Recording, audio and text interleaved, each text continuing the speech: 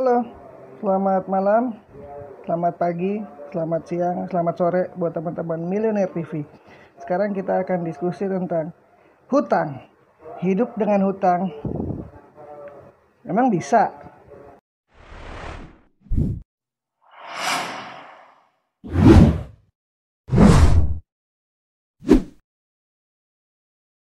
Oke, kita lanjut. Hidup dengan hutang. Begini teman-teman. Yang saya maksud di sini adalah kita nggak usah munafik lah bahwa hampir semua orang yang hidup itu pasti punya hutang. Nah, yang mau kita diskusikan kali ini adalah gimana caranya kita bisa hidup walaupun punya hutang. Kadang bagi sebagian orang punya hutang itu ya udah pasti stres sih. Tapi teman-teman jangan sedih yang keterlaluan gitu. Biasa aja, dalam arti pada saat kita punya hutang, kita harus yakin kalau kita pasti bisa membayarnya. Jadi teman-teman jangan khawatir, pasti bisa membayarnya, pasti bisa hidup dengan hutang. Nah, yang teman-teman mesti pegang satu, pada saat teman-teman punya hutang, berarti teman-teman itu diberi amanat, diberi kepercayaan oleh si pemberi pinjaman, dan teman-teman tidak boleh mencederai amanah tersebut. Atau bahasa kerennya one prestasi lah. Oke, kalau teman-teman udah diberi amanat, berarti teman-teman harus mau bertanggung jawab 100% akan amanah tersebut. Karena memang nggak bisa dipungkiri bahwa kita pasti punya hutang. Kadang malah zaman sekarang itu untuk yang dibilang orang-orang dulu hal receh lah, bukan sesuatu yang kebutuhan primer gitu, kita udah beli seperti handphone, gadget, televisi, jam tangan, bahkan pakaiannya. Tapi itu zaman dulu. Zaman semakin berkembang, jadi sekarang mungkin tingkatnya handphone atau smartphone atau gadget atau pakaian atau yang dulu disebut aksesoris tuh sekarang udah jadi lifestyle atau udah jadi kebutuhan primer. Sehingga kita mau nggak mau harus memenuhi kebutuhan tersebut. Kalau kebutuhan kita kurang ya kita pasti ngutang kan. Nah, untuk tetap bisa hidup dalam kondisi berhutang, teman-teman nomor satu, jaga amanah tersebut.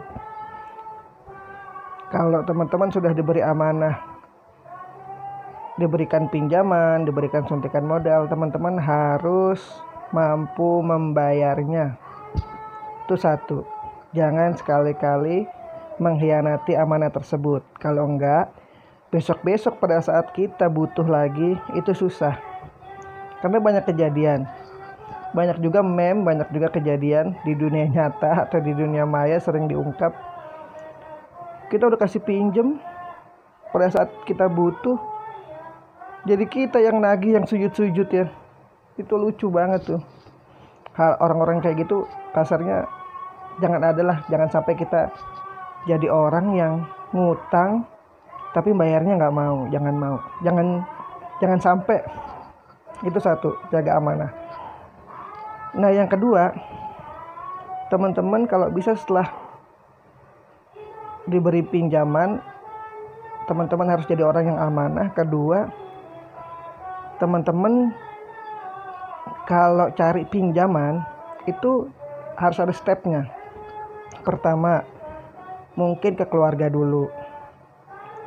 Terus ke lingkungan kanan kiri, teman-teman, sahabat, kolega kerja, atau koperasi. Nah, baru ke lembaga-lembaga keuangan seperti perbankan, ya kan? Atau yang lain-lain lah, teman-teman udah pasti paham. Tapi teman-teman saya ingatkan satu, jangan sekali-kali pinjam ke pinjaman online atau rentenir. Mungkin banyak yang bilang, bank sama aja mas. Ini pengalaman saya pribadi ya. Belum lama ada saudara, teman-teman mungkin banyak yang nyerang saya nih, yang pinjaman online saya. Boleh dicek, saya sampai saat ini alhamdulillah tidak berhutang pinjaman online. Alhamdulillah, itu saya paling anti. Dan sama rentenir perorangan tuh saya enggak. Saya cerita gini, saya juga punya utang. Saya utang sama lembaga keuangan, sama bank. Buat saya itu lebih aman. Pertama, sebelum kita meminjam, kita datang atau dalam tanda kutip tahu tempatnya, di mana kantornya, gimana cicilannya, bulanannya, segala macam. Jadi pada saat kita pelunasan pun kita tahu. Sedangkan pinjaman online nih teman-teman, itu di mana kantornya juga kita nggak begitu tahu. Terus jangka waktunya teman-teman, jangka waktunya tuh jatuh temponya tuh 7 hari, 8 hari, nggak bulanan, nggak tahunan gitu. Itu saya rasa berat banget.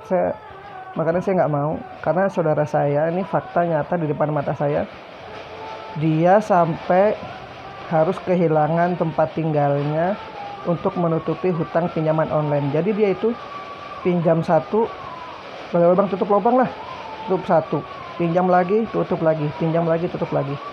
Kalau bisa teman-teman kalau mau cari pinjaman, ke kolega dekat dulu dan hindari rentenir dan pinjaman online. Monggo teman-teman bisa komentar, bisa berbagi pengalaman, komen di bawah ya. Kalau teman-teman punya pengalaman tentang pinjaman online, tentang perbankan atau syariah, nantilah kita bahasnya nanti. Nah itu, jadi teman-teman, kalau boleh, karena kita nggak munafik, hidup ya butuh hutang. Setelah punya hutang, kita kalau bisa amanah. Yang kedua, hindari rentenir atau pinjaman online. Karena selain itu nama baik kita juga bisa disebarluaskan tuh. Karena mereka megang data kita, wah habis. Pokoknya nama kita jelek kalau di pinjaman online. Itu cara yang kedua. Nah cara yang ketiga, berhutang itu kalau bisa kita hitung. Kita kan punya penghasilan nih, rata-rata kan, entah pedagang, profesi apapun ya, entah pekerja, karyawan, pekerja BUMN atau outsourcing atau pegawai negeri, itu punya penghasilan. Nah kalau bisa berhutang itu 1/3 dari kemampuan kita, itu udah paling maksimal. Mengapa 1/3? Karena kalau udah di atas itu, pasti kehidupan kita akan goyang secara ekonomi. Karena kalau bisa dihitung, masih ada 2/3 lagi yang bisa kita makan untuk kebutuhan sehari-hari, kebutuhan tidak terduga. Tuh teman-teman. Jadi 3, amanah, hindari pinjaman online atau rentenir. Kalau bisa berhutang 1/3-nya saja dari kemampuan kita. Contoh saya pribadi, saya kebetulan bekerja di masih ikut orang di sebuah perusahaan gitu. Karena saya juga kurang begitu suka kerja overtime ya, karena selain fisik saya nggak kuat, saya juga mesti bisa bagi-bagi antara di rumah, anak gitu segala macam. Jadi saya kurang begitu suka kerja overtime. Nah banyak di teman-teman di kita juga gitu yang mungkin kerja sampai overtime. Saya kurang tahu, tapi ini hanya analisa saya ya. Analisa saya itu, selain mereka memang suka gitu ya, atau mereka punya impian, jadi mereka kerja dan lembur gitu dan fisiknya juga kuat. Tapi ada juga satu fenomena, yaitu mereka menutupi hutang yang melebihi 1/3 kemampuannya. Nah ini fenomena yang mesti teman-teman hati-hati. Sampai kasarnya kalau nggak ada lemburan tuh mereka juga kesulitan gitu. Kalau saya pribadi alhamdulillah dengan menerapkan 1/3 dari kemampuan, alhamdulillah masih aman. Ini kita sharing pengalaman kita aja ya. Oke, sementara itu dulu. Jadi teman-teman jangan khawatir. Kalau punya 3 kuncian itu, berhutang ya nggak masalah. Yang pasti amanah, hindari hutang yang macam-macam, dan kalau bisa hutang 1/3 dari kemampuan. Teman-teman bisa ngitung kan gaji gue berapa, ya 1/3-nya lah. Oke, itu aja dulu. Untuk pembahasan keuangan lainnya, kita bisa sharing di video selanjutnya. Jangan lupa like, share, and subscribe Millionaire TV. Masih sama Rizky di sini. Nanti kita sharing tentang kehidupan, tentang ekonomi, tentang masalah keluarga, dan lain-lain. Oke? See you. Bye-bye. Salam sehat. Sukses selalu buat kita semua. Kaya harta, berkah, barokah dunia akhirat.